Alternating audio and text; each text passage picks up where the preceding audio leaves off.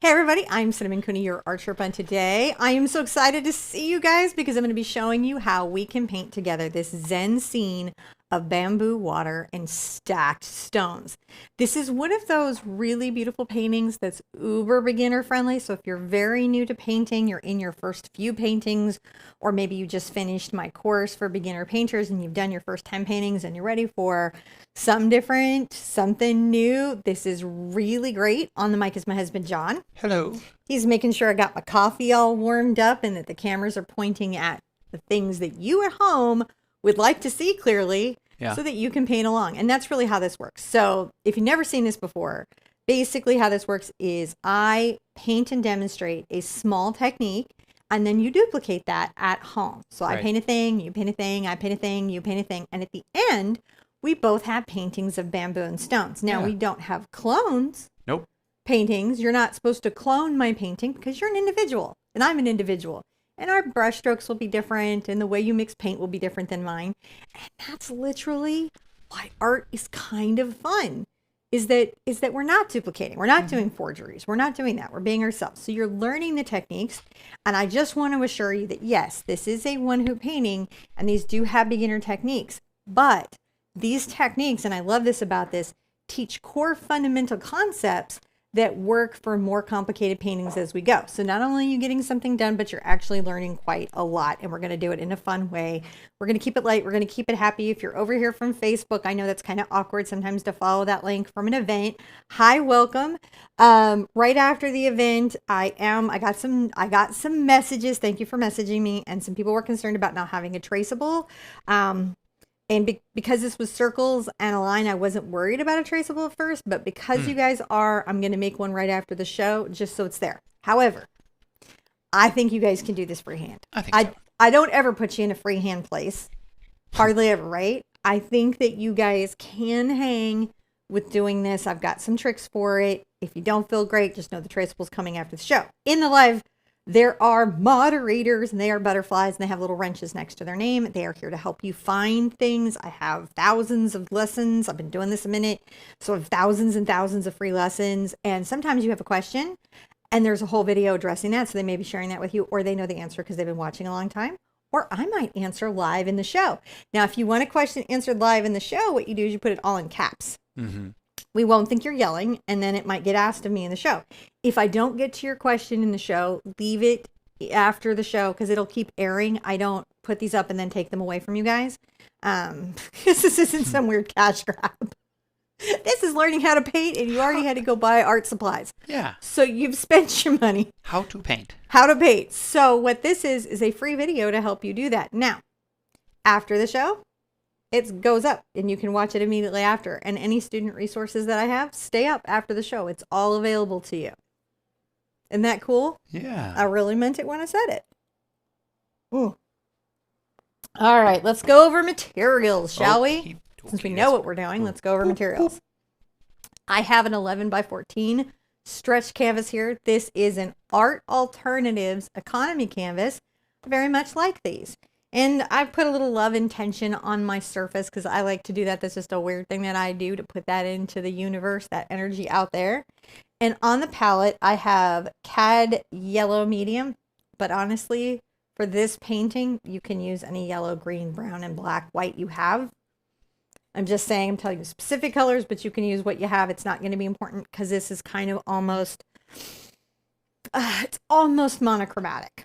Almost. I've got Phthalo Green, Burnt Sienna, Mars Black. I have a mix of Burnt Sienna and Phthalo Green over here. That's for the background because I'm going to mix those two colors together for the background. And I have Titanium White. And I have my little artist knife just to make this easy mixing, but you could do it with a brush if you don't have an artist knife yet. If you think you're going to paint more than one painting, you're like, oh, this is kind of fun. I'd like to do this like weekly, bi-weekly.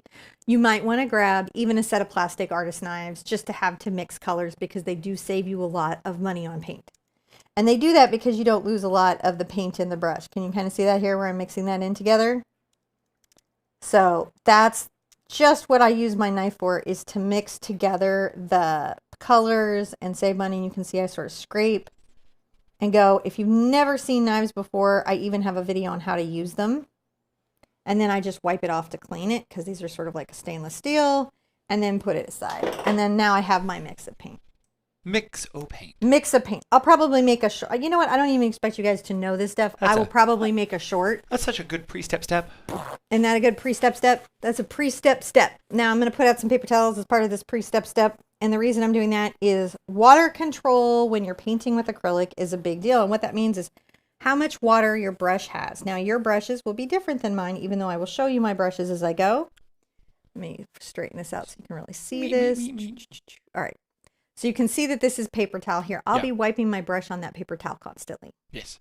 To control the amount of water on my brush. Because as I go from synthetic to natural brushes, that's brushes made from synthetic materials to brushes made from natural materials. Natural materials tend to hold more water. So I will have to control that. If you didn't know that about acrylic, that can be one of those weird little acrylic gremlins that jumps up and gets you. No. And so that's why I tell you about it. So you don't feed your little guy after midnight. No, not right now, but later on. And this Siobhan's going to be paying special attention to this. Okay. It'd be good if you talked about that Stay Wet palette thing you're using over there, and like because I think they use one and kind of was curious about it and how some experience. So we'll get to that a little later. Okay, we'll do that. We'll do that a little later. Let's throw up step one. There, I was going to say step one becomes before all that. No, and I'm barely leaning in it. Yeah, we're going to do some adjustment, but you're okay. That's all right. Just letting you know, we're setting up. We're building a new studio. See, look at this. So. I go like. Boop, there will be many little winks. See, we can see from the side. Now, in this first step, this is the best and easiest of all the steps. This is the one when we write out sample chapters. Those are written instructions that match the video. They turn into books, but they're also free downloadables on my website. If you go check that out of the chapter, of the steps. So I'm going to just paint this whole canvas with a big brush, this green color. That's burnt sienna and phthalo green. Now, you might have used a different green and brown, but you're going to still get a muted green. Because brown is really in the color spectrum kind of a red, and red and green are kind of contrasts. So that's why they make themselves like deeper and darker and moodier. Desaturate. I am kind of scraping around the edge with my big brush, and that's just so that if I frame this, you don't see the white of the canvas. Some people really, really like to paint the edges. And guess what? What? That's completely fine. It's just... It harms nothing.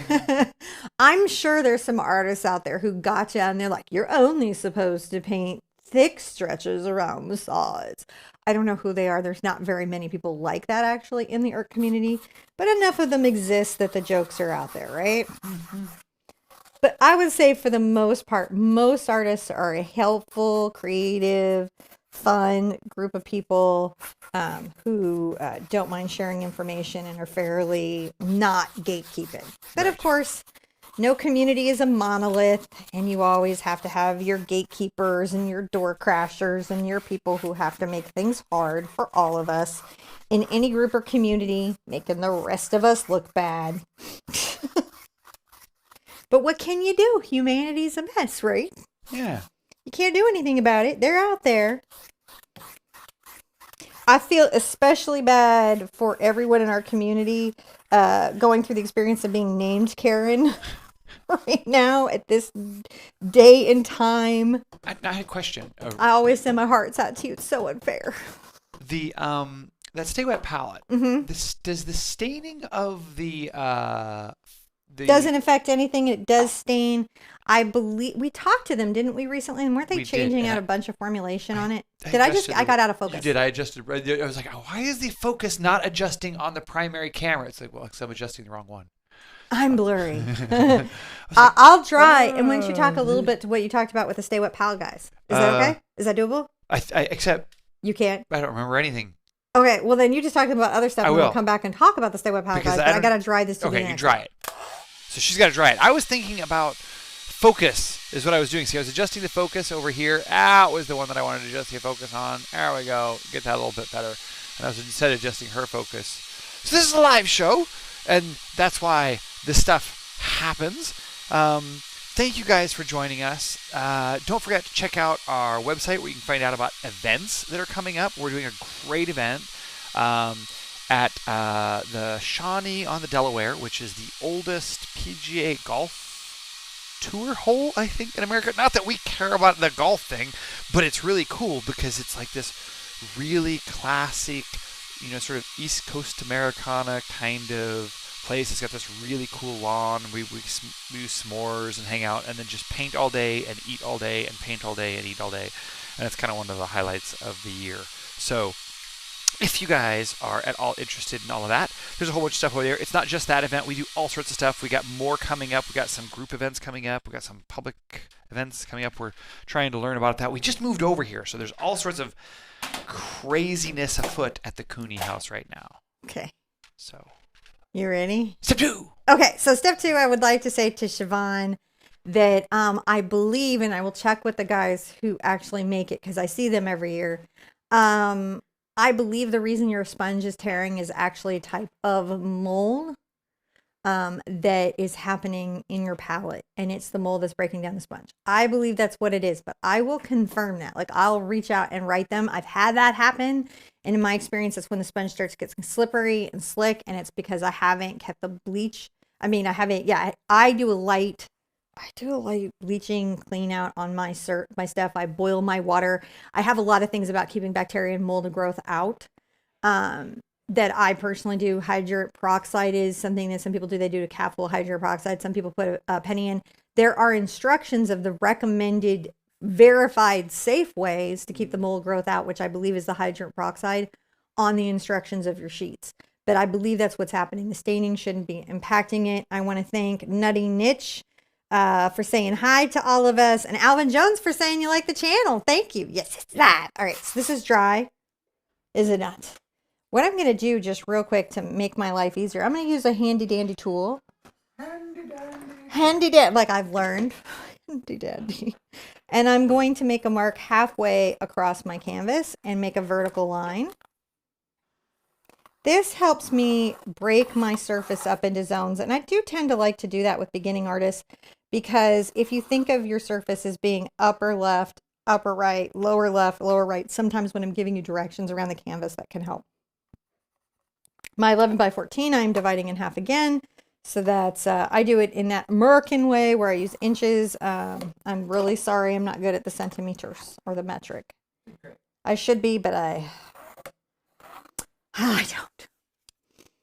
And I apologize. I wasn't good at the maths in the first place. Okay, so now we have upper left, upper right, lower left. And we have a kind of down below here. And this is the big trick. This is going to be the big trick, my friends. Is about an inch below the halfway point is our water line. The trick with water is you got to keep that distant horizon line level. I'll kind of erase this a little just so I remember I don't want to go the wrong way. So here down is the water and the stones. Above here is the background area. And the reason we have it level is so that it looks like water. That's just one of those core tricks or techniques that allows your stuff to look like water. Now you can tape this if you want this line to not have any of the upper blend through it. You can do that.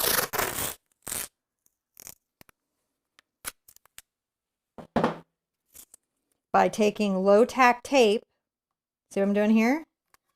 And you're taping it, and that will mean that anything that you put up there and down there will be separated.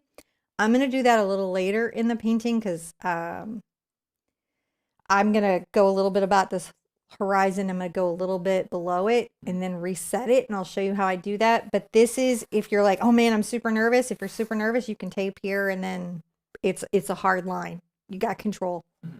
I'm going to put this aside a little bit. I don't need the control yet, but I know it's there when I want it. I don't need the control. All right, so let's call that a step, and we're going to get on immediately into our background. So we're on to step 3 then? 3, third step. I'm going to make sure what I put on my materials. You're so steppy. I'm so steppy. I'm also checking materials, making sure I keep doing this where I have big fingers, and I apparently have depth issues because, like, I keep clicking the wrong thing. I don't know. It doesn't matter. Okay, so we're going to come in here. We're going to set light in the background. I'm going to use a big brush. This is called a Raphael Artini Bright. It's a number 20. It's made from hog bristles.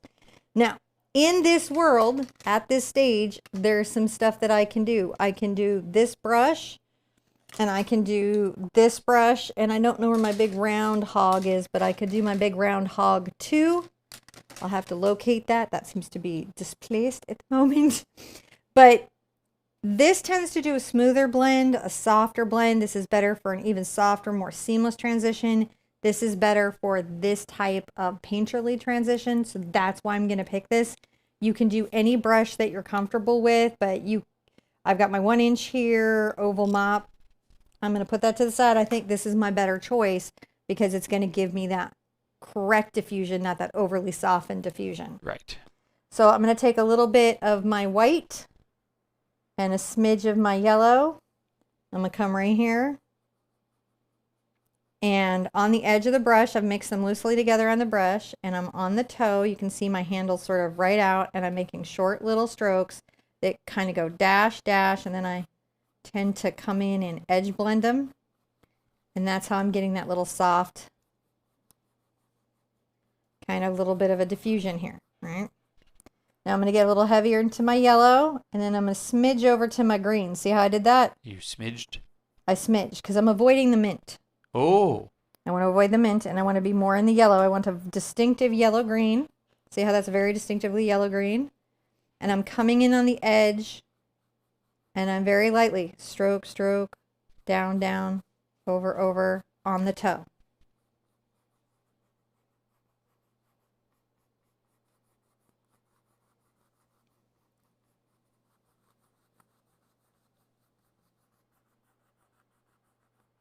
And we're just a-going. I can get more into this yellow-green. See what I'm doing? Yeah. Distinctly yellow-green, and I'm working it out. Very light, because there's green underneath. I'm real good, aren't I? Because that, even as it shows through, I'm going to grab a little more yellow as I come into that bright spot, and then I'm going to go back right into that white. Look at me go. Let's call it a step, but we're not going to stop.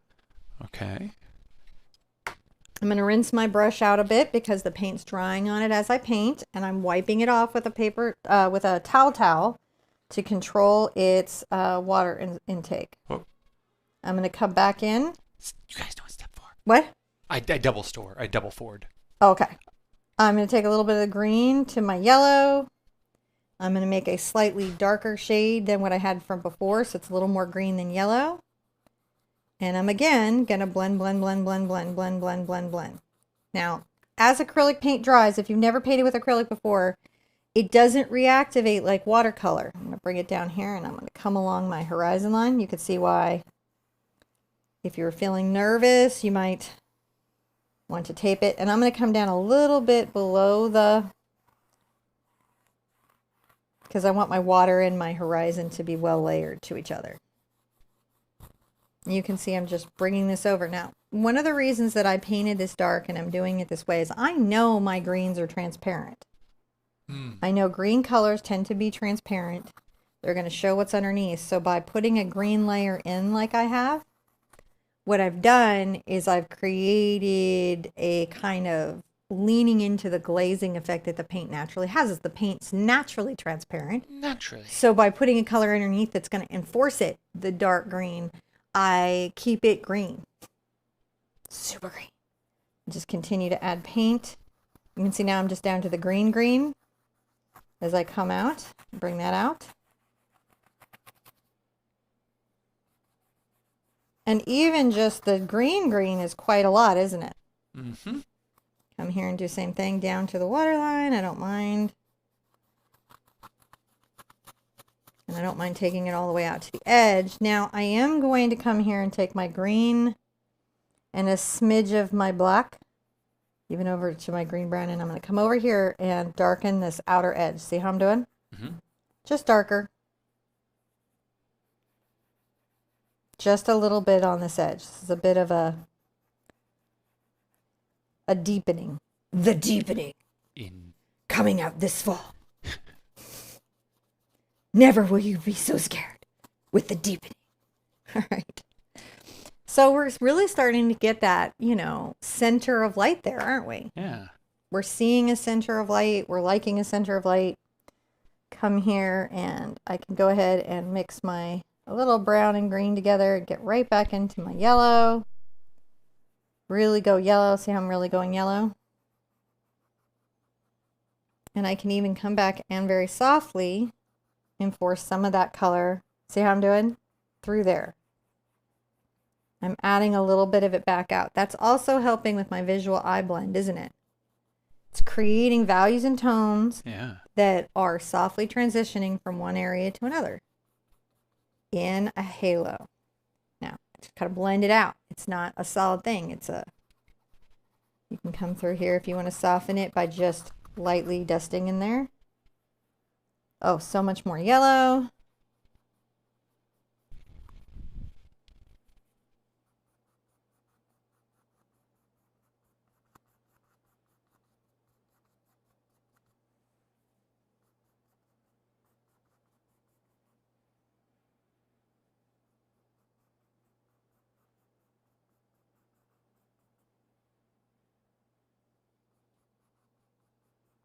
And so much more white again.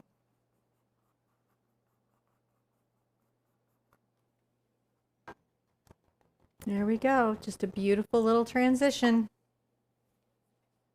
We're going to dry everything and then come back and set the water. It's going to go pretty quickly. Yeah. Now, remember, you're painting along with me, but I paint at my speed and you have your speed. So when I'm drawing my surface, you put me on pause and then you start when you're ready to go.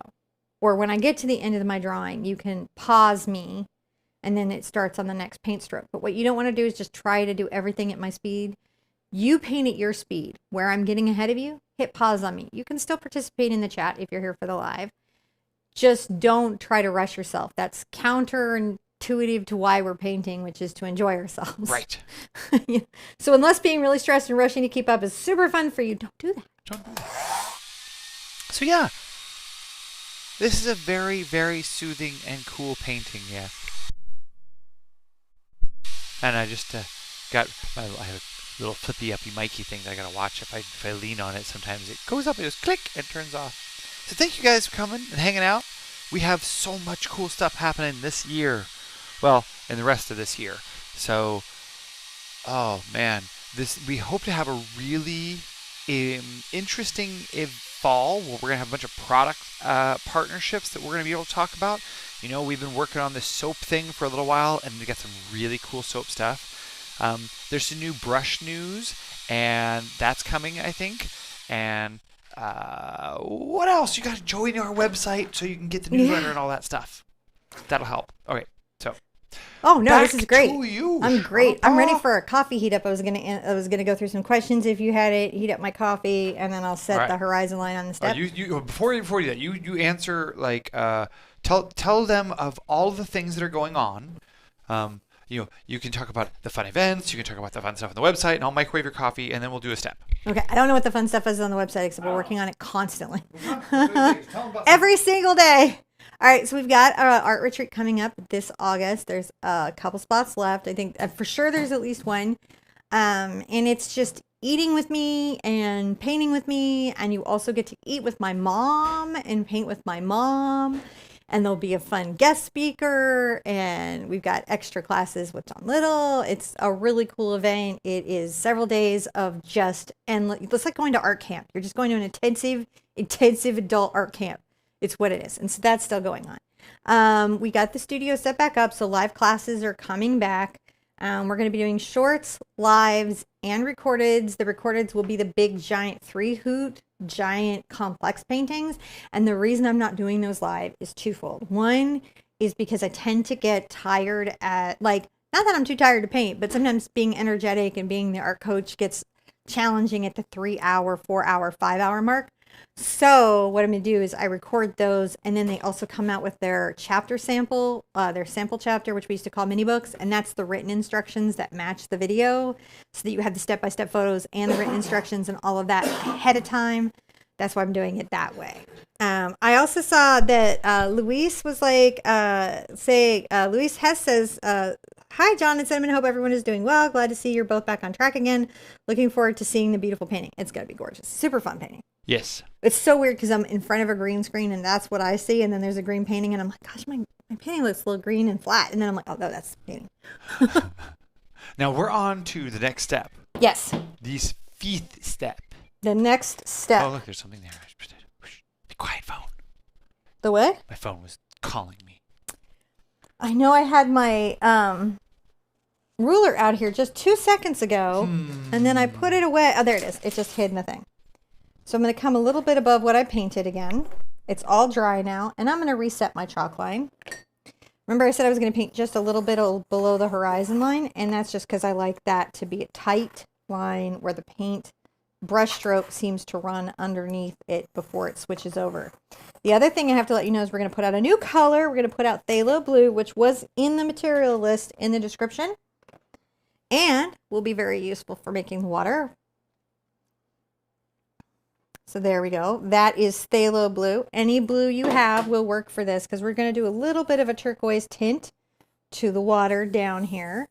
And I'm actually really going to just kind of work the water and not be too worried about anything. I'm going to continue on with my big bright brush to do this. Doesn't need to be anything too extra. And I'm going to take my blue over to my green and I kind of mix them together. And then I get a little white involved.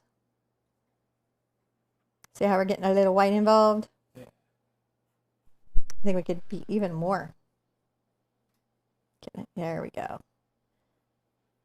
A little more green. It's always interesting to find these aqua tones. And come right here underneath that. And notice that my brush is giving me some grief here. I'm going to tape my line. I was talking smack, and then my smack ended up coming up and getting me, didn't it? I don't know. So I'm cleaning up the messy. It's a learning opportunity. I'm taking a damp brush, and I'm cleaning up the messy, as you do. Because it just went over. The paint hadn't dried yet, but the paint underneath it is dry, so I can do this. So what I could do here is use that tape and burnish that down, but I decided to be cheeky, and I had to do that work now. The studio is always listening to us. I'm coming here and just continuing on the edge of that, back and forth. A little more green as I go. Let's get a little more yellow on my brush. Blending that in. A little bit over in the lower left quadrant, I'm going to be adding a little more yellow for just a second. This is that first layer. I'm just sort of brushing across. Back into the green and blue and white.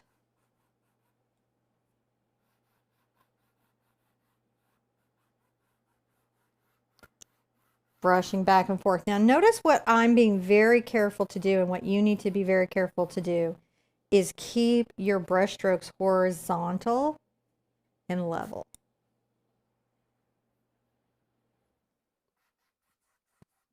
Coming into just the green.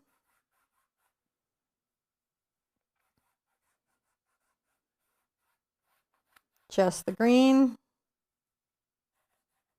Just the green. On the edge of my brush, along that edge, even though I know I've got bamboo and all kinds of things that come block that view, if I do this now, it will make my life just so much easier. Across here. And you can see the way that the transparency of the green builds on itself. This is one of those weird tricks with green. People come and they'll be like, man, your paintings, especially in real life, are so super green. And they're like, how did you get it so super green? Mine always come out dull. It's these little tricks. That even when it looks like it's almost black, but then you get up on it, it's green. If you're trying to do, you know, that painting where you use green to represent night, like the Great American West painter, then yeah, you know, you still have to do the same thing where you're hiding the, where you're kind of adjusting for the transparency of the color. I'm going to continue through here I'm going to get a little more white and blue. Brushing back and forth more over towards the right-hand side.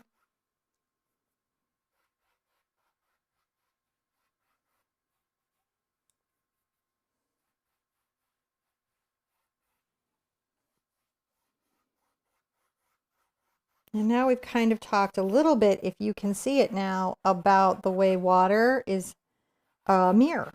If you did any acrylic April with me where water was represented, you're pretty familiar with that concept. Water is a mirror. A very fluid, wavy, movie, smushy mirror. Okay, so we've started that. We've got that architecture there.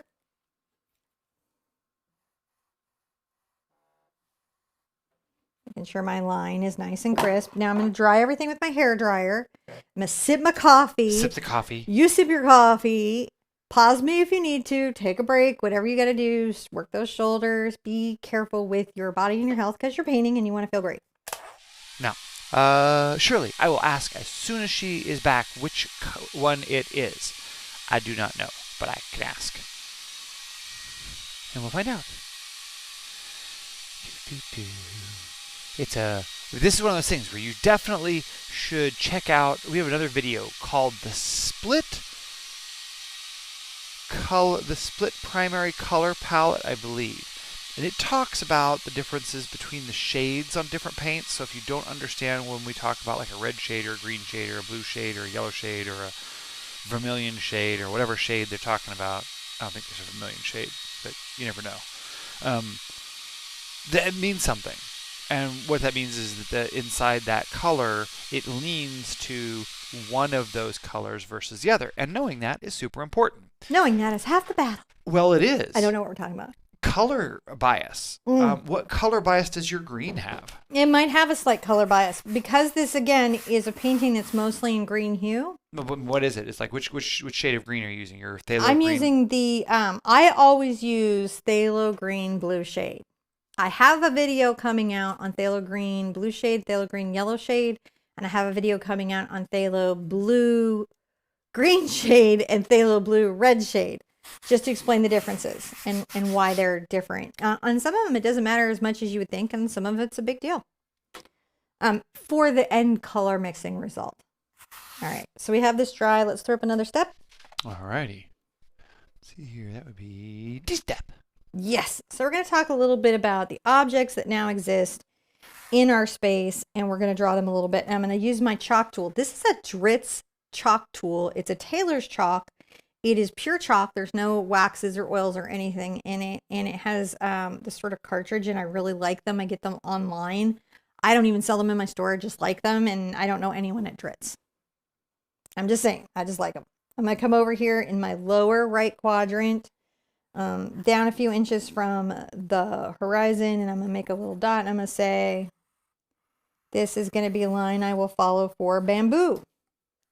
And then I have to like stop and think, am I bending this so much? Because I always just tend to bend my stuff. And then it's got a little friend next to it. I'm just drawing that to know where that is. And then there's 3 here.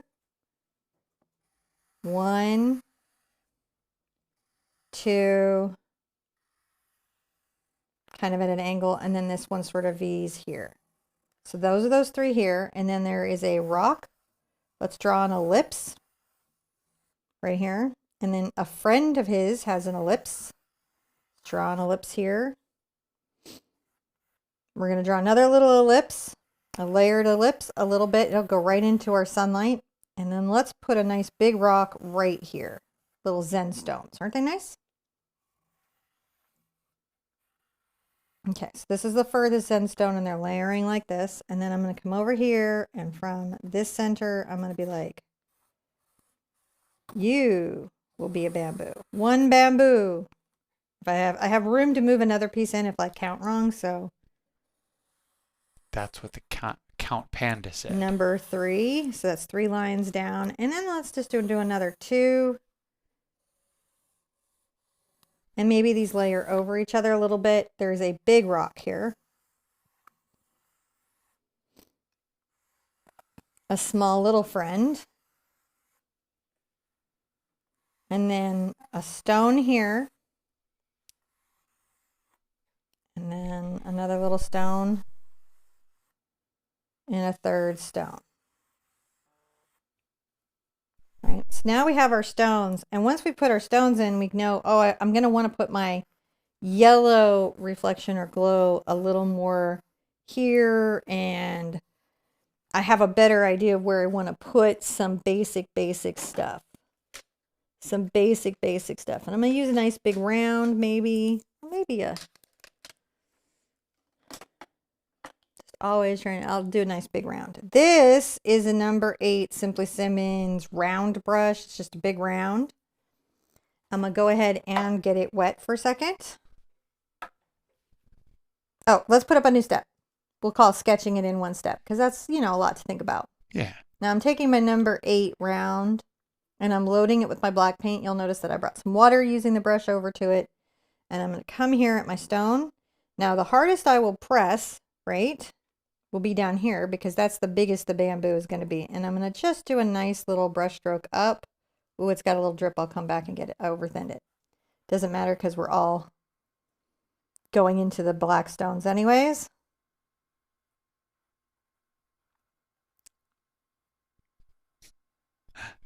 Let's just paint that black stone in, shall we? Everything okay? Oh yeah, just another little brush stroke up. Notice the pressure I have is about a medium pressure. I'm pressing down on the brush like medium hard. You just reminded me of something earlier. What'd I do? One of my favorite quotes from a movie is when Zorg is standing in front of the delivery dudes in the Fifth Element, and he's like, not 1 or 2 or 3 or 4, no, or 3, but 4 stones. There should be 4 stones in the case. Where are they? That's one of my favorite scenes. I was getting so excited when I'm there. I wonder if that actor is ever like, I was really good there. That the opening of the case and closing it there is on par with the scene at the when they open the briefcase in Pulp Fiction. Yeah, I love every time they open the briefcase. And he looks down and he goes, "Is that what I think it is?" Yeah, hard conversation to have with your young adult is your namesake is from Pulp Fiction. Crazy lady in the beginning, honey bunny. My kid's like, why? Have artist parents. That's what you get. So I'm just painting the bamboo and the stones solid black with my round brush. That's all I'm going to do here. And thank you, Deborah Evans. Thank you, Deborah Evans. And I'm going to just go back. I saw Heather Campbell Heather Campbell earlier and Patty the other day. Thank you for everybody who supported us there. We really appreciate that. I don't always get to see them as much. I can pull together the names of our online supporters. Oh, we can put that in a list. Huh? And we're gonna do. I have a use for that. Okay, I will pull that together for you because I have access to that now in analytics. They didn't used to give us access to that, but now I can find anyone who donated on the channel and see it now. I have access to that. I'm just going to paint all these stones and this bamboo black. It's actually pretty chill, this part.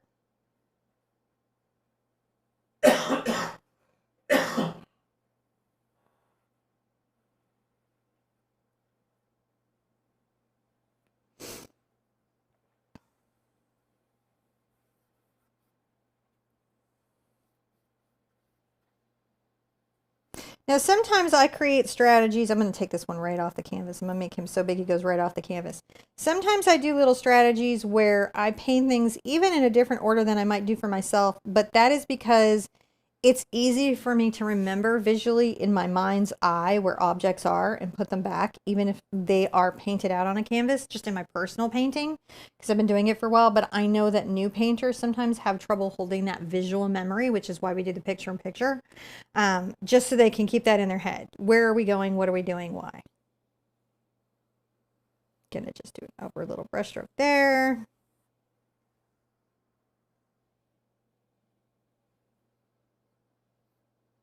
I'll maybe bring this one down, but I'll make this one a slightly thicker one. You're basically painting grass when you paint. Oh, is amethyst rock in the house? Oh, I got confused on. Wait. Where was the confused comment? I got confused on what patron is. I backed out. Any help on that? Asked Lonnie Mason. Yes. So there's a website called Patreon, which is not what we use, but that's what you're probably familiar with. And that's a way for you to support creators online that you like. And it's a way of donating monthly, and you get extra content and bonus stuff, and you get to support your favorite creators. We have an old-fashioned patronage, which is off of our website. And we did that because it allowed you guys to set and change easily the amount of money a month that you are able to donate. And we could give you different kinds of bonuses and extra stuff. And also because that way we have a way to directly, easily reach you and contact you. Because sometimes if you work through other platforms, we don't have a way of addressing anything. And from there, you can do PayPal or our regular thing. Then there's, if you don't feel comfortable going to a website, we do have 2 levels here on YouTube. There's the Emoji Club, and then there's the full patronage. And the full patronage over here on YouTube just allows you to bill through Google if you already have that set up and you feel more comfortable with that. Right. But there's only like 2 levels because they don't give me infinite level choices. I'm going to come here and be like, oh, these are sort of overlapping, but then they get a little bit of a sliver of green between them. See how I did there? Yeah. And I don't mind going into my rock because, goodness gracious, I know that my rock is also black, so it will all layer.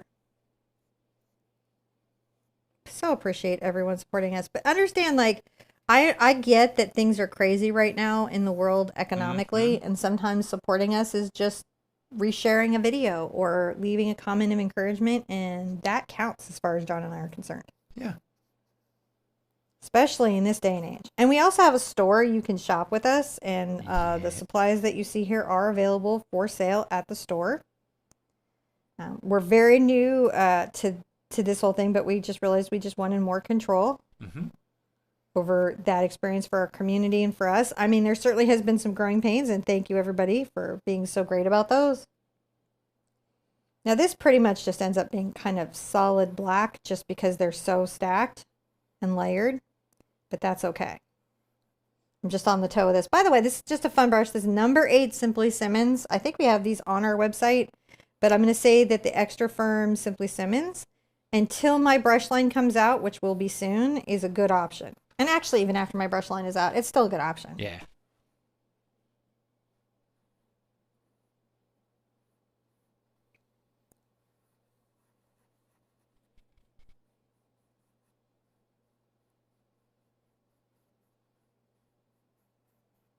Okay, look at that. We did that. We painted the first part of our rocks. Let's rocks. Dry everything, and we'll come back and start hitting the little highlights. This is the important part for understanding how all this stuff works.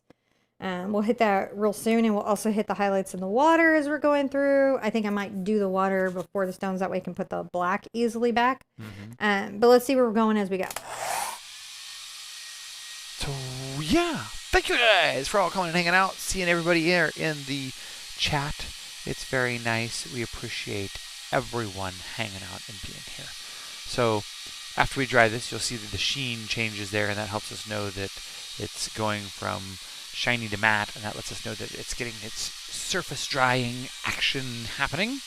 And once all that's done, we'll be back and going on to the next step, which is accentuating the rocks, I think. I don't know.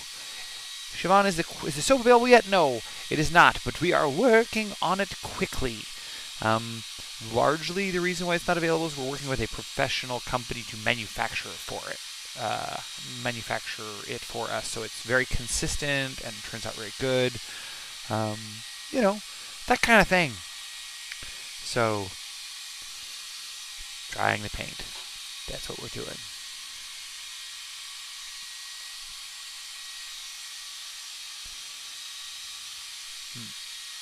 Let me look over. Oh, there, just as they go. There it goes. All right. Now you need another step. I need another step. We're going to add some highlights to some stuff.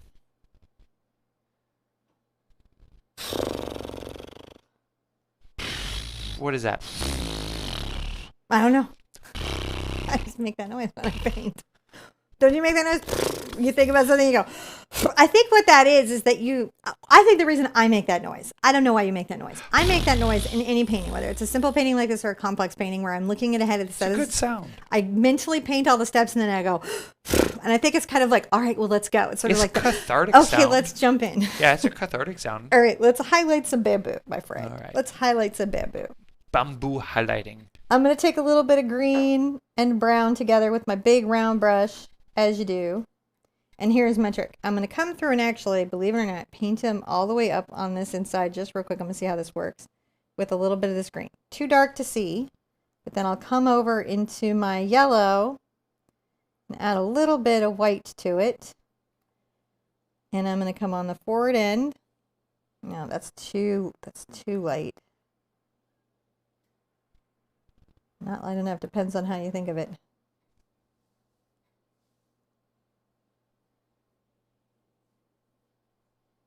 And I'm going to paint a little line there. Let's come down and paint another little line there with just the toe of our brush. There we're kind of painting these little lines.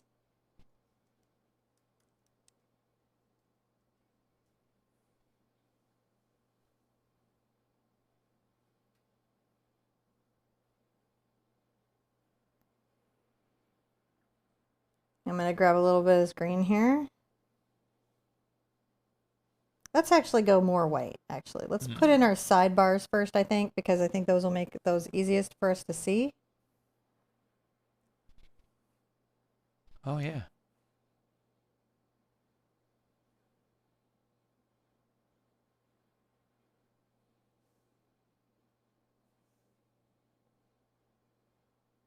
I'm just kind of going across little light lines. It's not too serious.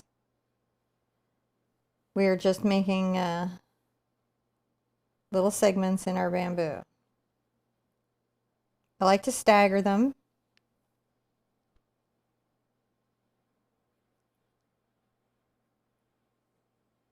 I'm getting a little white, green, and yellow.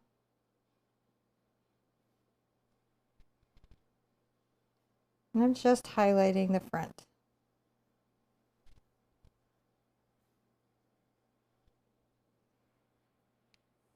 As I go back, I can be maybe a little more green, yellow, then like white or and green, just to have them really pop against their background. I want them to pop.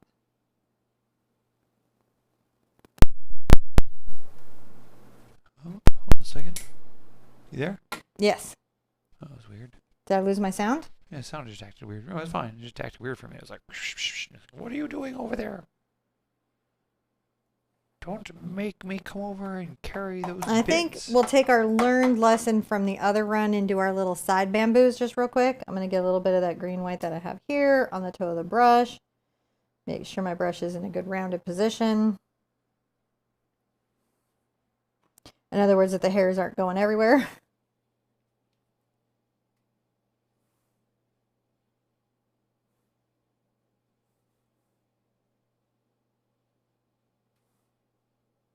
Two lines just kind of going across.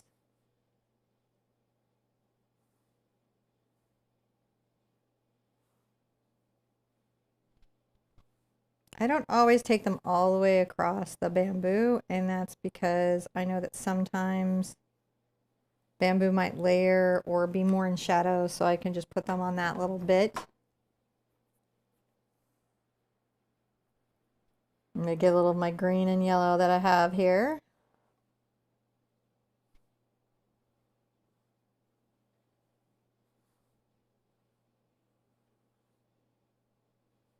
Sometimes I like to add a little green to the little sidebars, going across on them.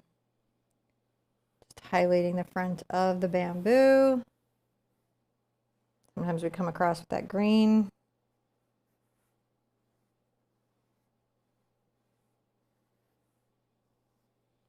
Now in this one, because it came in front, I can actually show that layering now by the highlight.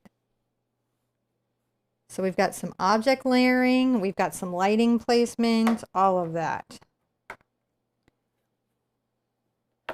Finish that off. I'm going to switch to a better detail brush. This is my number 6 Raphael Sepia. It's just a more detail round with a finer edge. And I'm going to grab a little bit of white.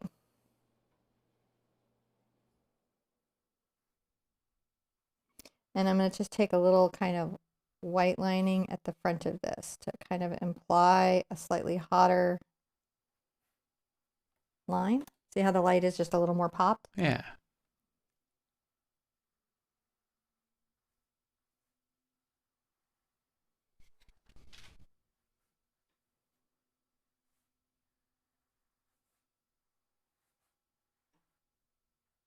I'm very light with this lining. It's not heavy, and that's why it works. It's a light, fine line. Mm. And then there's less of it as it goes back through the bamboo, so you'll notice that it's smaller. These lines, like I'm only lining these two segments and these two segments. It's not as heavy. So as we go back from the source of the lighting itself becomes less noticeable. There we go, pulling that back. And then the inevitable less lighting. Maybe just on these three segments and then just on those two. That's all we're having to do on that. Look at that. Got it in, man. Yeah. We got it in. You can do any adjustments here, right? Like you can come in with like a slightly darker green if you wanted to, or come back with more black. That's one of the reasons why that's super nice. I'm just taking a little bit of green. So you can adjust this too, by the way, to make this work for your specific painting in that specific moment. Let's call this a step and continue on, my friends. You're going to love what we do next. All right, I'm going to keep using my big chunky. All right. And this one's going to be pretty simple. I'm just going to take a little bit of black and blue together, mostly black, and get a little bit of white. Start working out some gray. I'm going to come to the top of this little stone, a little bit of gray. And then I'll come to the top of this one a little bit in front of that. See how I layered it? Come in front of that. That's how I'm going to layer it.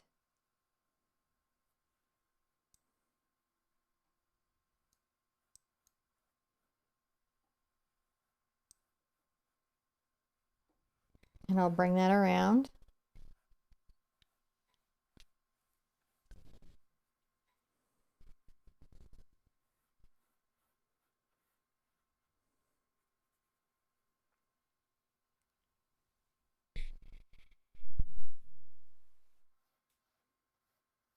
Just getting the tops of the stones.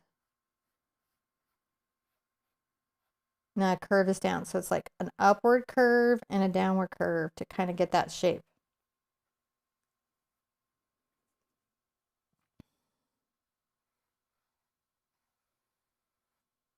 Come here and kind of do this little outline. Highlight the top.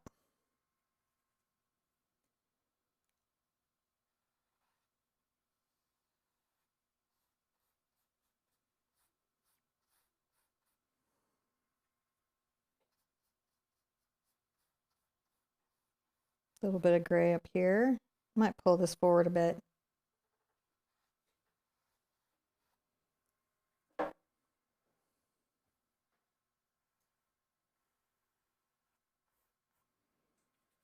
See a little bit of white to the color here. That's all we're doing. And then we're gonna layer that one here and layer that one up top.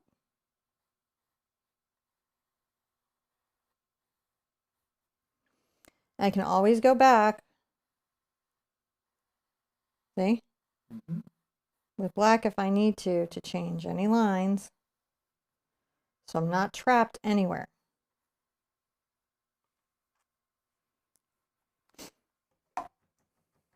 Okay, now we're going to dry that because once we have that, we can see everything enough to do the water. Yeah.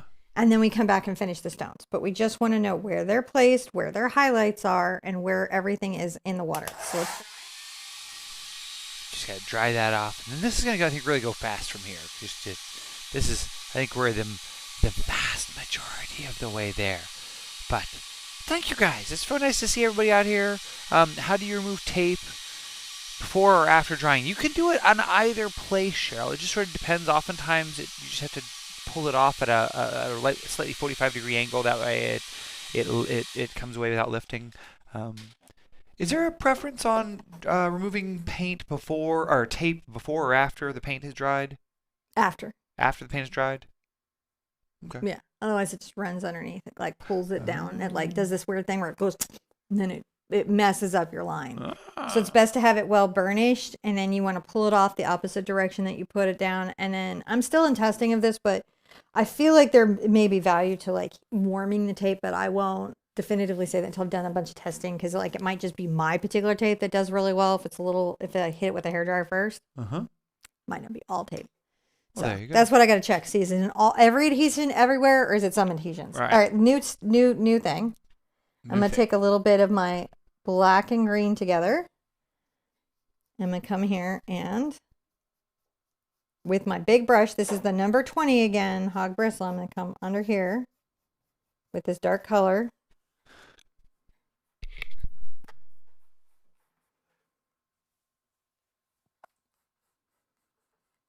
And come right under there, under these little stones. Can you see that? Black and green. And then I'm going to just bring a line down, a line down, and then a little bit across.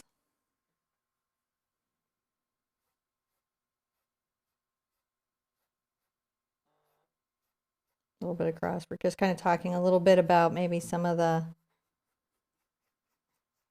bamboo reflecting down there. I'm going to glaze. That means I have a transparent kind of layer of paint kind of over this stone and back into this area where we darken this. So it's a bit dark and coming in. Now I'm going to do the same sort of over here. Glazy, glazy, glazy. Now a glaze, again, notice that you can still see the bamboo underneath. I'm just darkening the value of the color.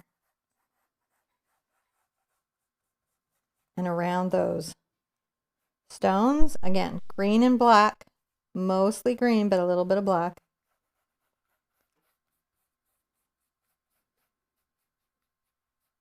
And I'm going to brush a little bit of this glaze to the far back of those stones for the right-hand side for those shadows. And we will definitely make that as dark as we can. Let's call that a step, because that's a lot to know how to do and to take in, and it makes a big difference in the final outcome, as you can see. So I want you to feel comfortable with that. I'm going to come in and get my round brush, and we'll do step 11. And we will figure out how to get it to step 12 or 14. Okay. So I'm going to take a little bit of my white. I'm on my number 8, Simply Simmons again. I'm going to grab my turquoise that I had, and I'm going to come here and make little short brush strokes.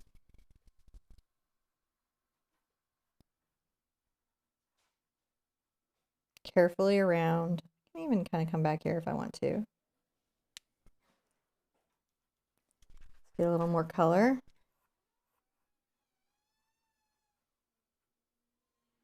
Now as I'm coming down, I'm going to get some yellow.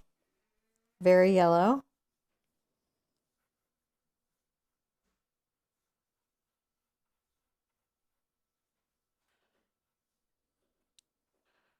Let's put some of that out, right? Because that helps us see the yellow in the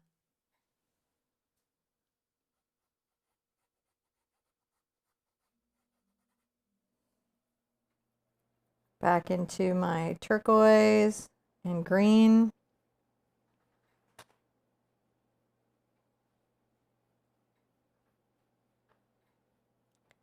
Just kind of blending that out softly.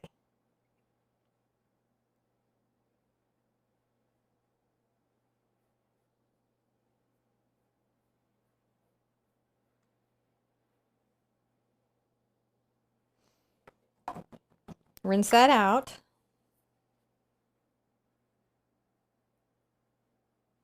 Green and black.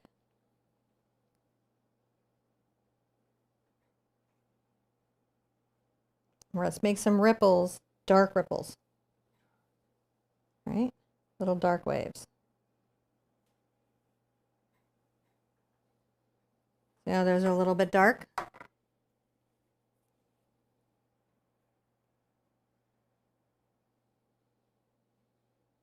Can always come back with a little bit of light to blend in. And let's get a little bit of light green, maybe some green and some yellow.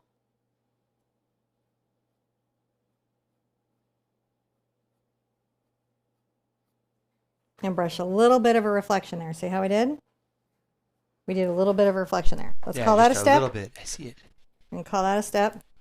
And there's the step. And now I'd like to, I'm going to kind of finish my rocks. And I think I'll try to do them with my big brush if I can. Yeah. If I can do it with my big brush, I will do them with my big brush. I'm going to grab a little bit of my blue and black and white, as you do.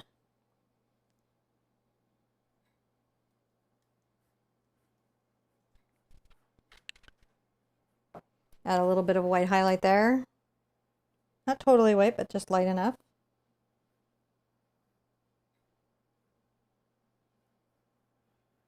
And a little bit of one there.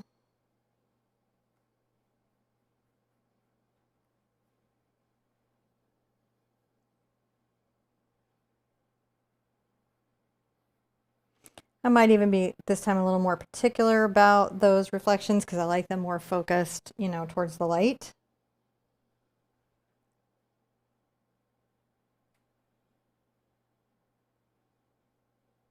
Bring a little highlight down there. See how I did that? Yeah.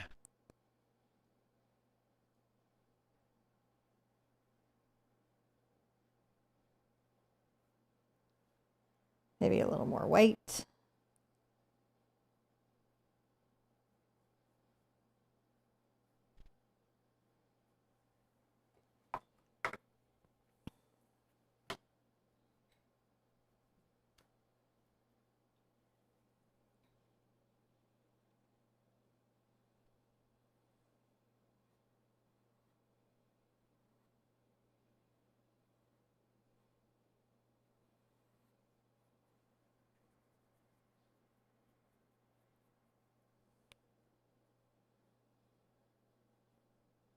A little bit at the top.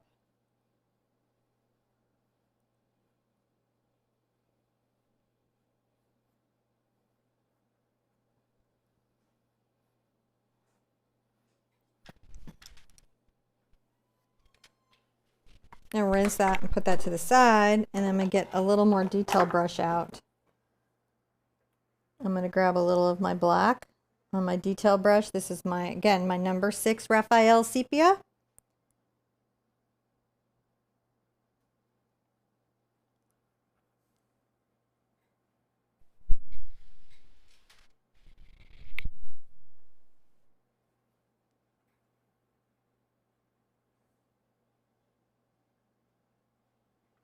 And I'm just kind of cleaning up those stone lines. Can you see how I'm doing that?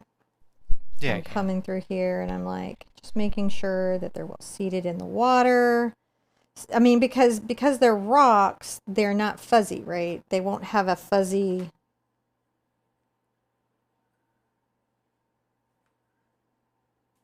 aspect to them. They will always be like clearly defined as stones. I might improve the shading on the halfway part where the stone is maybe in maybe a little more shadow.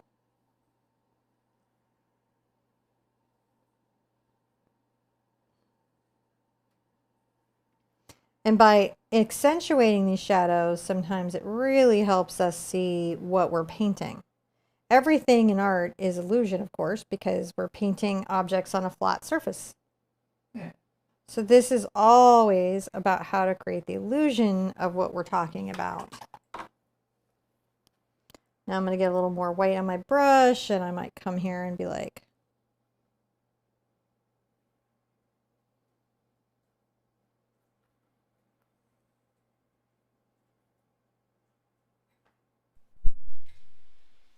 wiggle out a little high reflection.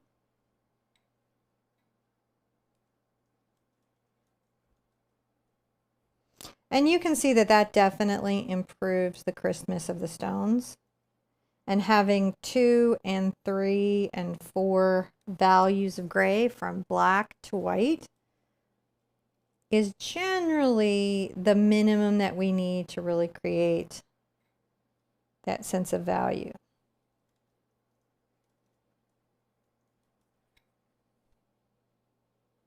I'm going to get a darker gray here because this rock got a little fuzzy. We don't want no fuzzy rocks.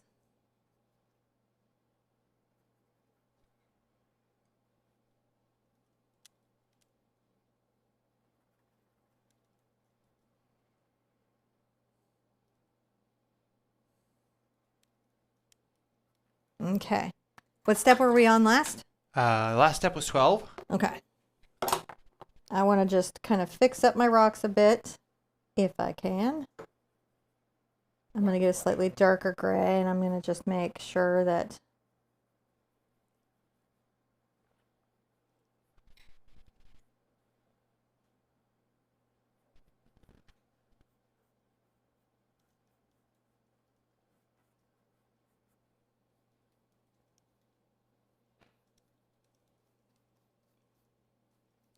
so that's the thing that you can do is you can go back with a darker color and blend or improve anything if you need to, if you need it to change in any way.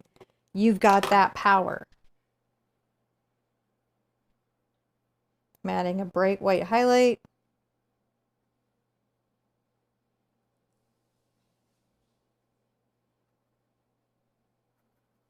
Okay, let's call that a step and move on to the next one. All right.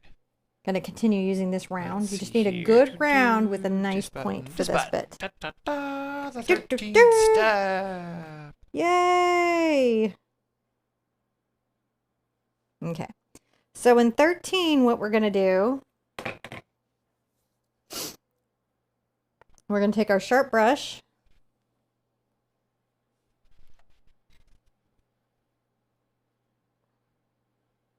We're going to put out some little bright white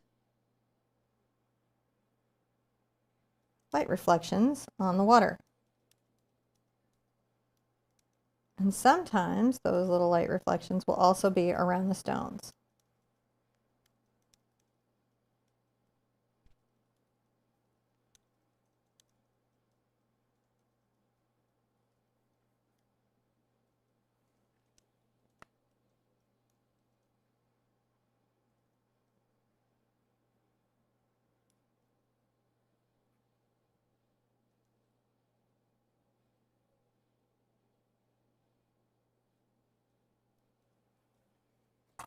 Ah, you missed a line I did.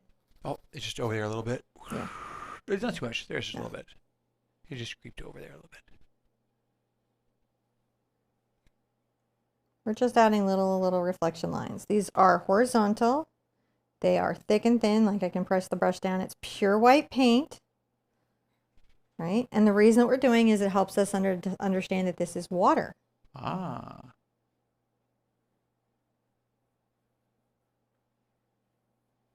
You can see I do light dry brushing around the stones, and that really helps them register as being in water.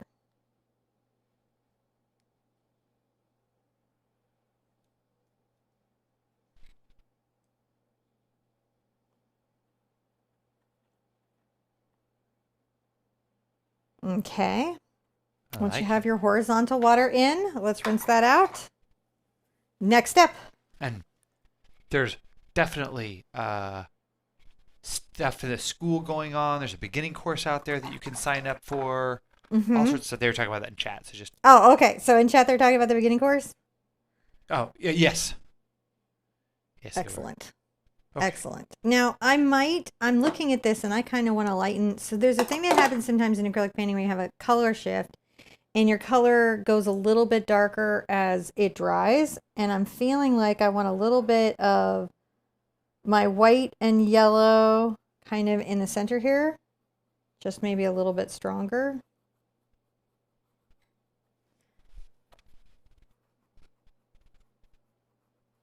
And I'm just doing the same technique I did in the beginning with the very light flicking and brushing to try to disperse a little halo of light in that center. I just want it a little more exaggerated if it's possible.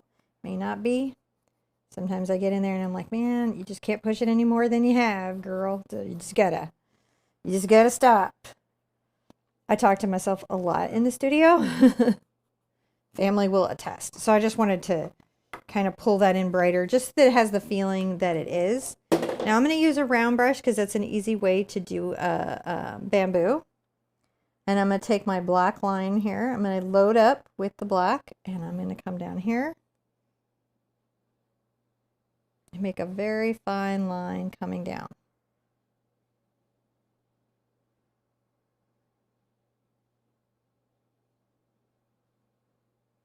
That's just to anchor some leaves too, because I need a place to anchor some leaves. I'm going to grab a little bit of my green and brown and red. I'm going to come here and I'm going to press and do a nice long stroke and release. And that's going to be my bamboo.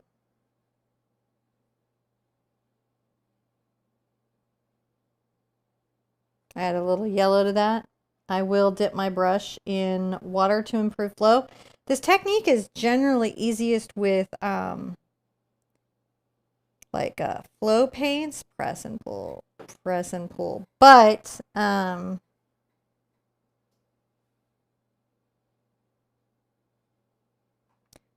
I have to twist, press and pull and twist. You can do it with heavy body paints if you thin them.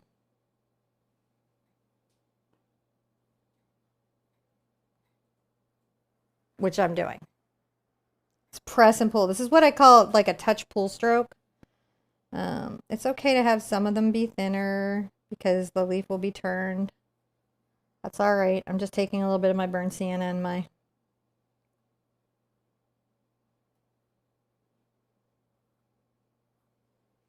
we just want to put some down. Isn't that fun to do? I like doing bamboo leaves like a lot. They're really cool. Sometimes I'll get in some yellow and it'll make the leaves a little close to the background color, but I really like how they look, so I just do them anyways.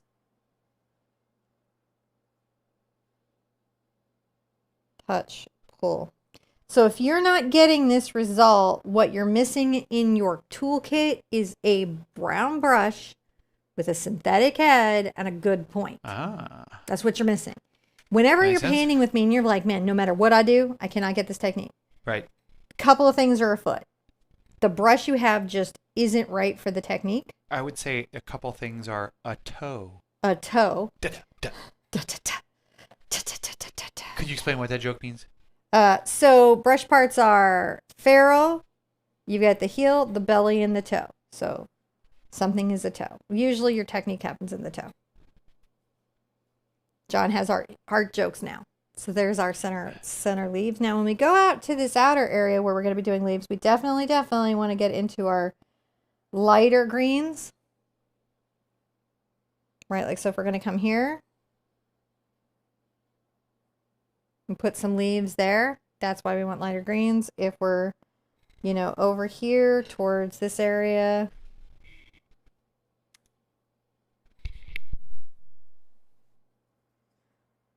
but if we want it to show over the dark, we got to go lighter. See how we're doing?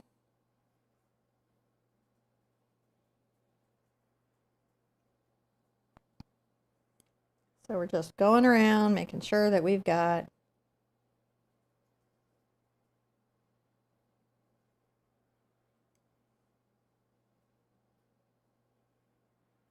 good leaves all through.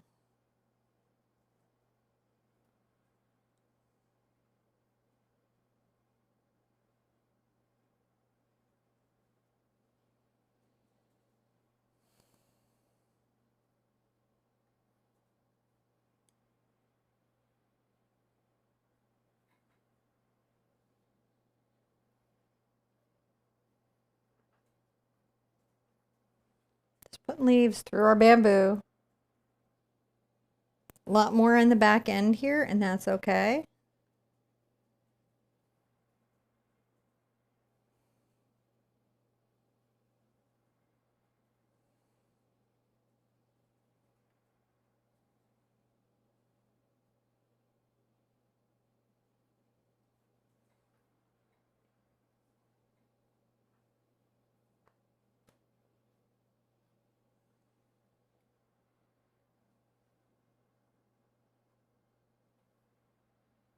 Just adding little bits of leaves. Like they're peeking through our trees. Oh my goodness, guys, guess what? What? We're there. You think? Yeah, I even think with all our that's chatting pretty and our... amazing. Huh? I think that's pretty amazing. Do you? I'm glad. I'm going to go ahead and get a little...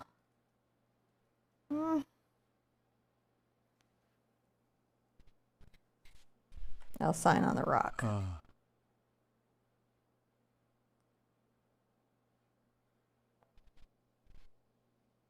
Okay. With a little bit of gray. There it goes. Got a little bit of a painting going here. So we did a thing. That's amazing. Look at that thing. Now we've got another thing. We're going to do our roses. This is the no-fail roses. The no-fail roses hopefully will have a short that goes with them, either dropping the day before or the day after, that shows you how to do them so you can have that 1 minute reminder as well as the video. But do come by Saturday for the live video. We're going to go over how we're going to make a whole painting with the easy roses, but again, I'm going to have extra material, and it's just going to be how to do that basic first level rose. Now, the first level rose, much like first level bamboo or anything else, does teach you core techniques that become painting skills that you use in any painting that you do, understanding where your highlights are. Like we're going to talk about roses being a bowl or a ball, and why we understand how to highlight the edges of the petals and create shadows where we do, because of how the light would hit that. And so that's sort of fun for me. I always like doing these where we have lots of different core lessons in the easy lessons so that they kind of carry and travel for you. If you enjoyed the turtle and you enjoyed today, let me know. How we're going to do our oh, I see Phyllis and Kim.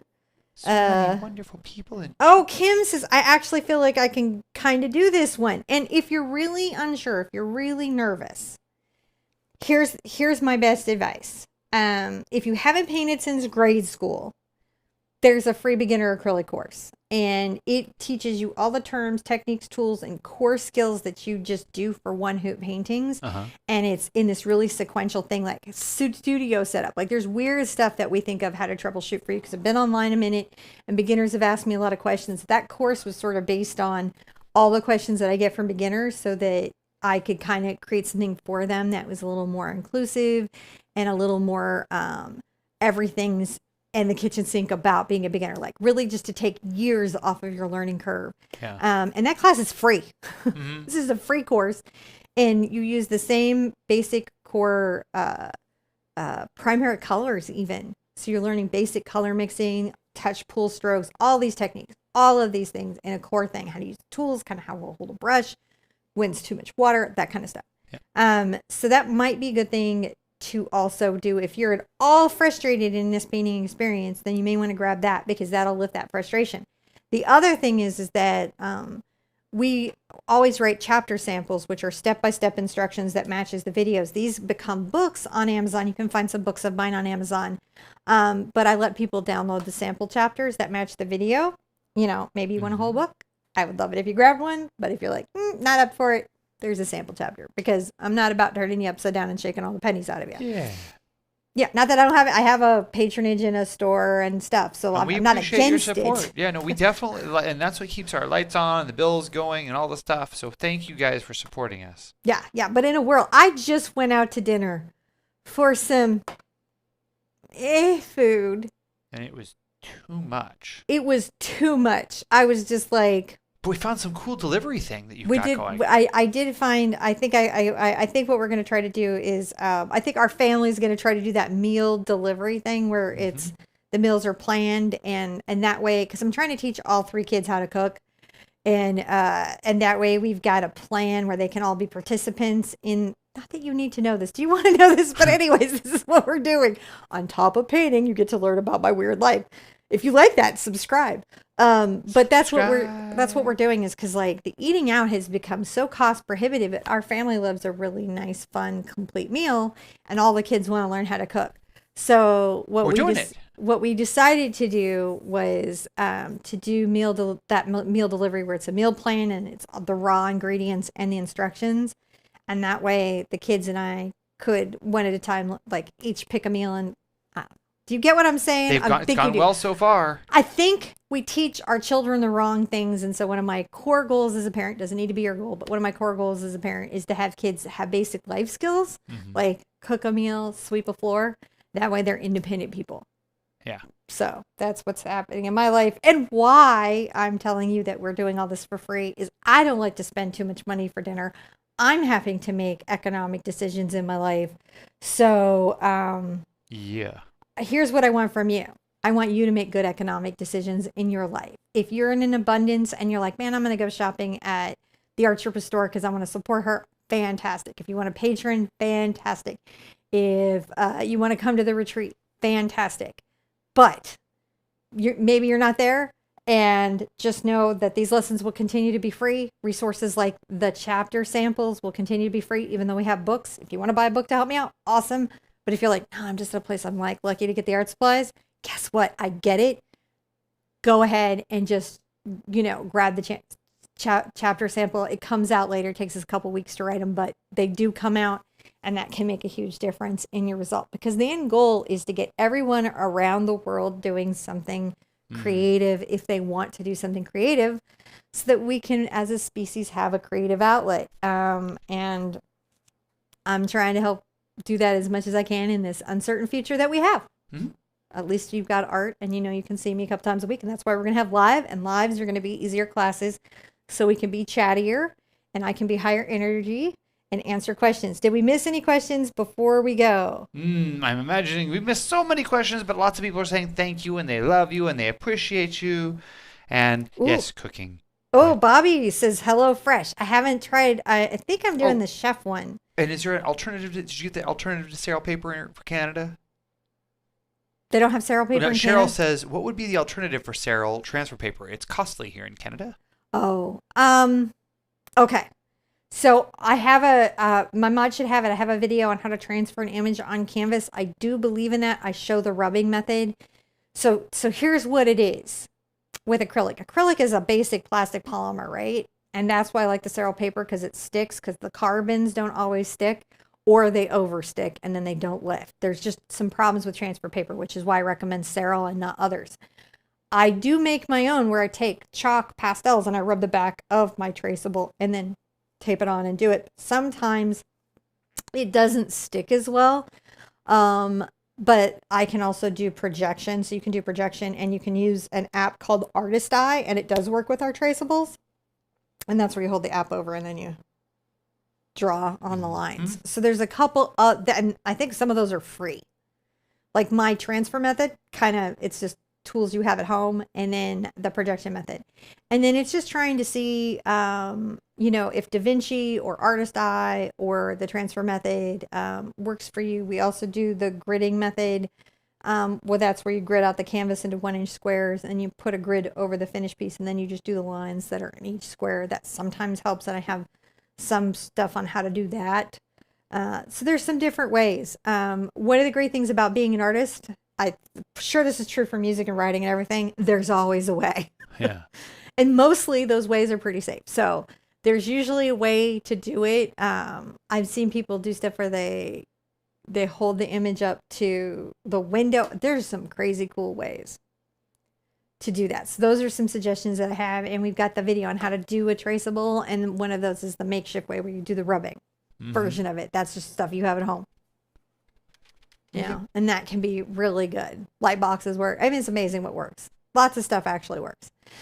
So that being said, for all of you Virgo rules, can I dance? You can dance if you want to. Can you dance if you want to? Can I dance? Yes. Can I dance like people on TikTok now? No, I've tried. I think I'm going to try to really do one soon, because I'm so goofy and bad at it. It's like, because it's choreography, but can I go to a nightclub and dance? It cannot be. We did it. We painted a painting together. Yeah, we did it. Yeah, I can do that. Like from old school days. Yes. From the beginning. I have been on YouTube so long that I can actually talk about old school. I have been through so many updates and YouTube-mageddons, and I can't believe I'm still here. I'm like a barnacle on the side of a ship. So, but I'm a cute, colorful barnacle, and that's okay. You guys, I'm just so excited to see you today. It's so good to spend this time with you. Like, really, genuinely, I love this. I'm so lucky to do this. I'm so grateful to do this.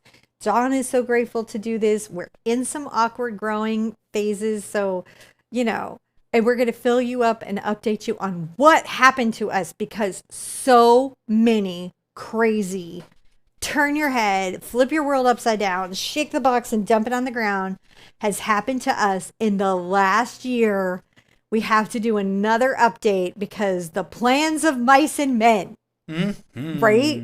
It has been the best of times and the worst of times. It's been crazy. I feel like, you know how there's long COVID? I feel like there's long 2020, long 2019. I have long 2020. You have long 2020. Do you have long 2020? It just never ends. The extended dumpster fire edition. The calendar year keeps changing, and I keep going. And is it done yet? Is it? Oh, and then it's not. So I mean, like for those of you guys know, like our car, like John's okay, everything's okay, but the car got super wrecked. It was not a happy day for the car. No, and a happy day for us because the car protected John. So that was like the big thing. Yeah. But I mean, it's just like we finally like, okay, we know what's going to happen. So we do this and then this happens. Like, and then we wax philosophical at the end of a video. Forever, making the video much longer than it needs to be. Okay. Be good to yourselves. Be good to each other. And I want to see you at Anisel really soon. Bye-bye.